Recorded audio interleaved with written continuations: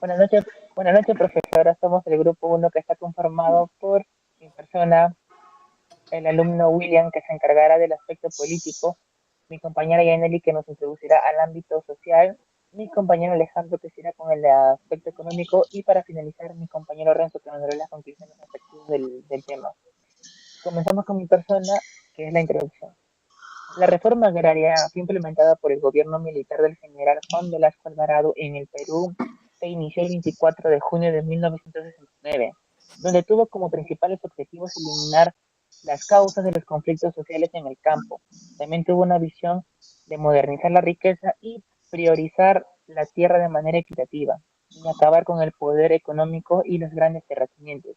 Sin embargo, también fue una gran redistribución masiva de las tierras, ya que buscaba transformar la estructura agraria del Perú, ayudando a desaparecer a la oligarquía terrateniente y al empoderamiento campesino, así como consecuencia a largo plazo en el sector agrario y social. Frente a ello, mi equipo y yo no consideramos que fue beneficioso la forma agraria de Juan Velasco Alvarado. Por ello, a continuación presentaremos nuestras ideas con ideas sólidas y claras. Le doy el paso a mi compañera William, que nos entrará al aspecto político. Buenas noches con todos. Yo hablaré sobre el aspecto político de la reforma agraria. Bueno, voy a dar un pequeño contexto de lo que promulgó la política de la reforma agraria. Por ejemplo, como poder, los gobiernos autoritarios o populistas no solo se medían en justicias sociales, sino también como estrategia para ganar apoyo político, debilitar a élites intervenientes que estaban en contra de dichos aspectos y factores propuestos por o en el gobierno de la reforma agraria. Bueno, también se dieron varias decisiones donde no fueron tomadas con organización y planificación, ya que eh, llegó a darse una inflación, eh, y también hubo críticas del mismo pueblo y entre otras cosas.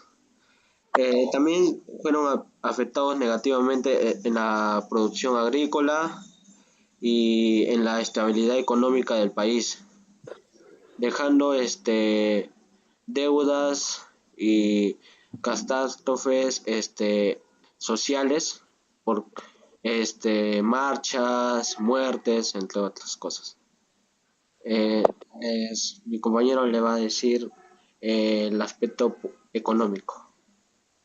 Bueno, buenas noches, profesora. Yo voy a hablar del aspecto económico. La reforma agraria en Perú, que digamos que en teoría iba a ser la gran solución para la desigualdad en el campo, terminó siendo un lío económico de proporciones. La idea era buena, quitarle la tierra a unos pocos y dársela a muchos. Pero en la práctica el campo colapsó. El sector agropecuario, que antes era una pizzería clave de la economía, se vino abajo.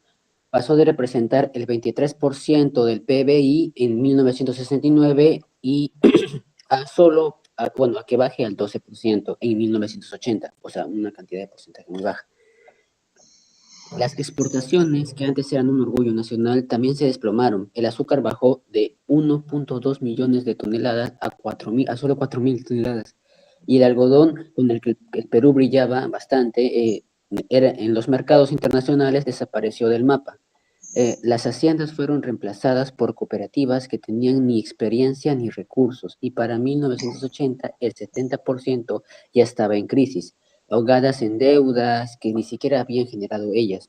Como si fuera poco, eh, dejando de producir nuestra propia comida, el trigo, por ejemplo, antes producíamos el 80% de lo que consumíamos. Pero a partir de 1980 ya teníamos que importar el 60%. Y el maíz que solíamos cultivar sin problema empezó a llegar del extranjero en cantidades 3 veces mayores, o sea, mucho más mayor. Las inversiones privadas, viendo tanta incertidumbre, simplemente desaparecieron. Cayó el 45% en una década. Y muchas de las tierras expropiadas quedaron abandonadas porque no había nada de dinero, ni plata, ni apoyo técnico para poder trabajar. En resumen, digamos que una reforma que prometía justicia social terminó desarmándose a lo que funcionaba, llenándose de deudas al campo, empobreciendo miles de campesinos y haciendo que el país dependa del exterior para alimentarse. O sea, ya no dependíamos de nosotros mismos nacionalmente, sino dependíamos de los extranjeros, del exterior, fuera de Perú, ¿no? Y bueno, buenas interacciones y para mal ejecutar peor el plan de la economía, que mejora la economía, en vez de mejorarla, la mejoramos más. Yo voy a hablar sobre el aspecto social. Uno de los principales problemas sociales que tuvimos en esta época fue el surgimiento del terrorismo con la aparición de Sendero Luminoso, que se creó el 18 de mayo de 1980, justo el mismo día de las elecciones.